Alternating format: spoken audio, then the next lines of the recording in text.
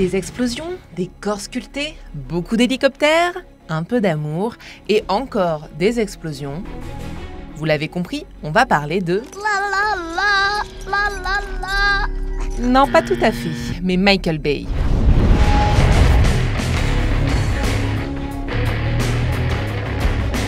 Mais à quoi reconnaît-on le style du réalisateur hollywoodien ? Tour d'horizon des marques de fabrique de Michael Bay avec en bonus l'analyse d'un film surprise. Alors restez jusqu'au bout, c'est parti! Oh my God, you're Michael Bay! Oh my God, I am Michael Bay. Né en 1965 sous le soleil de Los Angeles, Michael Bay est le fils adoptif d'un comptable et d'une pédopsychiatre. Dès l'enfance, il s'amuse à réaliser des films catastrophes dans sa chambre, faisant sauter ses jouets avec des pétards.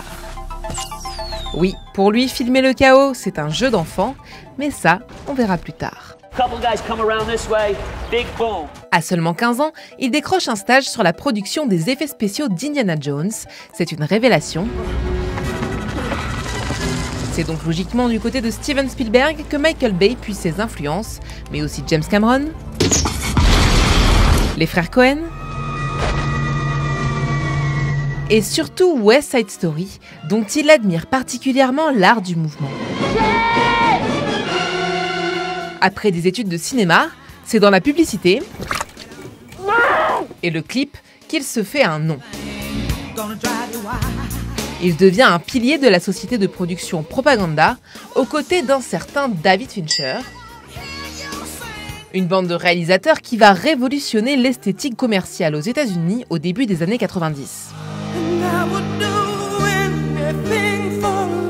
Avec son style hyper efficace, Michael Bay tape dans l'œil des producteurs les plus bankable de l'époque, Don Simpson et Jerry Bruckheimer, déjà derrière Top Gun et Le flic de Beverly Hills. How you doing? Ils vont lui confier leur nouveau bébé, Bad Boys. Right now you're jacking a couple cops. Oh yeah, well I'm a stand-up comedian. Un film d'action sur lequel Michael Bay va déjà imposer ses idées, notamment le choix de Will Smith pour incarner le héros. Une rampe de lancement inespérée pour le prince de Bel-Air dans la stratosphère du cinéma d'action. Depuis Michael Bay, c'est 15 films, dont 5 Transformers. L'accueil critique est souvent mitigé. Le succès public, lui, est planétaire. 11 de ses films dépassant les 100 millions de dollars de recettes. Il faut dire qu'il sait manier l'action sous toutes ses formes. Le film catastrophe dans Armageddon, le buddy movie dans les Bad Boys, le film de guerre dans Pearl Harbor ou 13 Hours, ou la science-fiction dans The Island et les Transformers.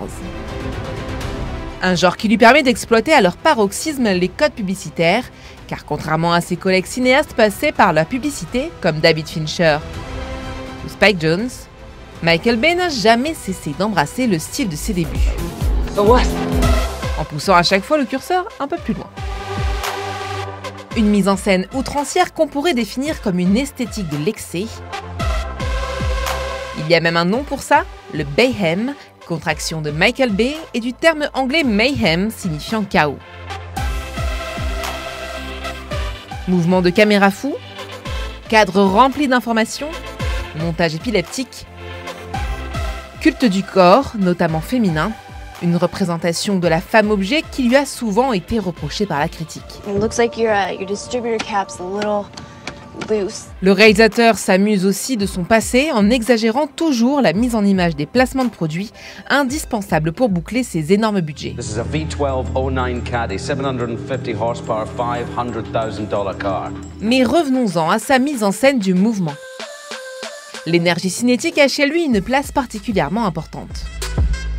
Il est par exemple un pionnier dans la manière de filmer les courses-poursuites au plus près des roues. 22 cars and a boat. How did you sink a boat? Et ce n'est pas sa seule signature visuelle. On ne compte plus les travelling circulaires autour d'un personnage, souvent filmé en contre-plongée. Il est également le roi des ralentis,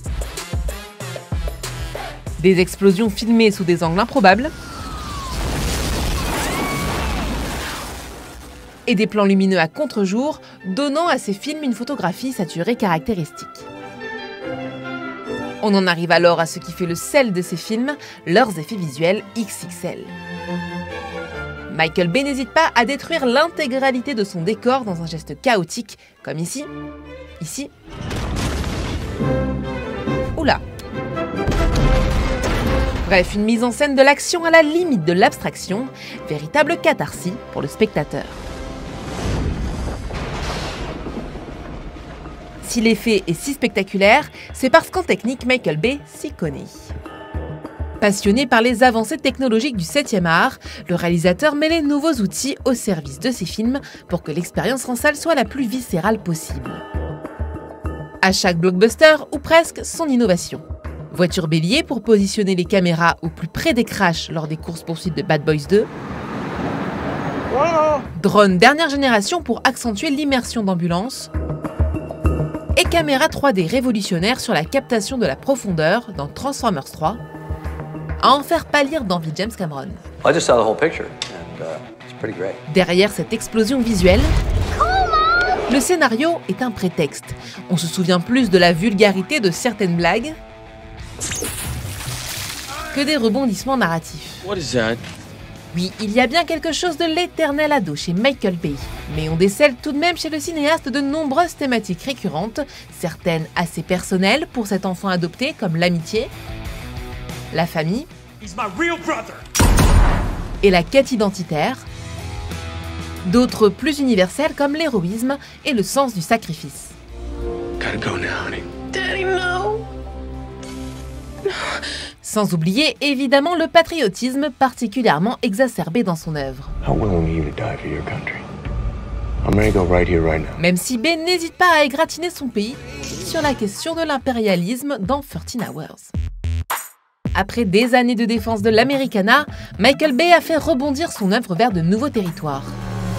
Hello, boys. Il ose une critique d'une Amérique bodybuildée, bête et vulgaire, dans le génial No Pain No Gain, I watch a lot of movies, Paul. I know what I'm doing. où présente une héroïne du quotidien latino et pour une fois peu sexualisée dans Ambulance. It's a cop. Let me do my job. What are you doing? Go! Vous l'aurez compris, Michael Bay a ainsi redéfini de nombreux codes du film d'action contemporain, Genius. souvent parodiés, mais aussi admirés. C'est bon? Vous suivez? Alors analysons notre film mystère, sa seule incursion dans le thriller d'anticipation, The Island. Good morning, July 19th, 2019. Another day in paradise. Pour son 6e film, Michael Bay surprend en plongeant Ewan McGregor et Scarlett Johansson dans une station futuriste. Come, you're moving out to the island. Mais l'origine des deux héros cache un mystère et c'est le départ d'une longue quête d'identité. Going to the island. Jordan, there is no island. Come on! Un blockbuster plus personnel qu'il n'y paraît, Michael Bay ayant lui-même longtemps été à la recherche de sa famille biologique. Why do they lie, Mac? Man, why do I gotta be the guy that tells the kids there's no Santa Claus? Imaginé comme une longue course-poursuite, The Island se double d'une réflexion éthique sur les revers technologiques et la quête de l'éternelle jeunesse. Welcome to the next generation of science. Mais ne vous inquiétez pas, les scènes de destruction sont toujours bien présentes, tout comme les marqueurs esthétiques du Bayhem. Une mise en scène génialement outrancière visible dès la scène d'ouverture, avec son montage épileptique, ses couleurs et lumières saturées, de l'excès, oui, c'est un très gros bateau, et de l'amour, car The Island renoue avec l'ambition romantique de Pearl Harbor et Armageddon. Derrière la machine hollywoodienne, il y a un cœur qui bat. Voilà, maintenant vous savez tout, et même un peu plus sur le cinéma de Michael Bay. Rendez-vous sur OCS pour votre dose d'adrénaline avec The Island. No one is touching me. À bientôt, ici ou dans les salles. Ciao!